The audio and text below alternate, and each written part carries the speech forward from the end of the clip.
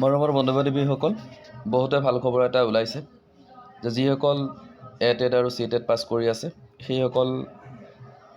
সেইসকললৈ বহুত এটা ভাল খবৰ যে সকলোৰে চাকৰি পোৱাৰ এটা আশাৰ বতৰা ওলাইছে।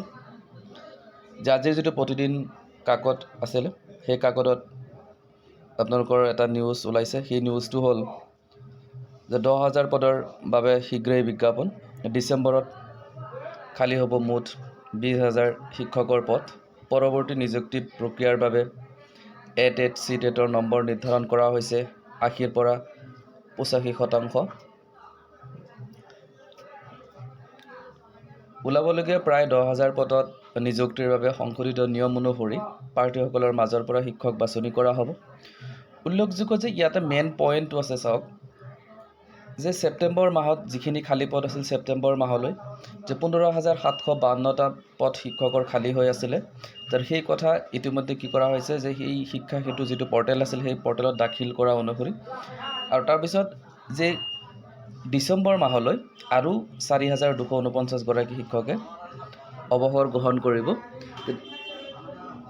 অৰ্থাৎ ডিচেম্বৰ মাহৰ ভিতৰত 20,000 শিক্ষকৰ পদ খালী হ'ব। যে আটাইতকৈ ভাল খবৰ, আৰু অলপ হয়তো দেৰি হ'ব পাৰে শিক্ষকৰ বিজ্ঞাপন ওলাবলৈ।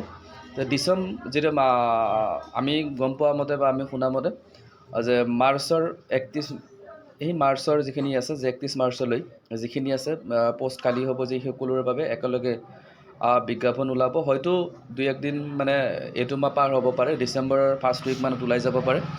আপোনালোকে ধৈৰ্য ধৰিছে যদি আৰু কেইদিনমান ধৈৰ্য হয়তো ধৰিব লাগিব আমাৰ সকলোৰে। তো ধৈৰ্যৰ অন্তত হয়তো যিমানখিনি টেট উত্তীৰ্ণ প্ৰাৰ্থী আছে সকলোৱে চাকৰি পোৱাৰ এটা আশা দেখা গৈছে আৰু সকলোৱেই চাকৰিটি পাওক, তাৰ বাবে আমি আশাবাদী।